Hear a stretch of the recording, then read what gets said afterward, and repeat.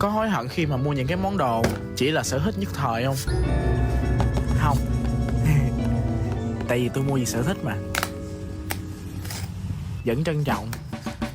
Mình cần nó mà, đâu có phí tiền đâu. Tại vì chính vào cái thời điểm mà mình muốn mua nó, mình vui quá trời luôn. Mà đâu phải ai cũng tìm được thứ khiến bản thân mình vui đâu. Có những thứ á, người ta cảm thấy không cần hay phí là tại người ta thấy vậy. Còn mình thấy thích, cảm thấy nên mua, thấy mua được thì mình mua thôi. Cuộc đời này tôi còn phải đối mặt với nhiều thứ dữ lắm. Còn mua được những thứ mình thích để xoa dịu bản thân á, đã là tốt lắm rồi. Đắn đo làm chi. Trân trọng, trân trọng.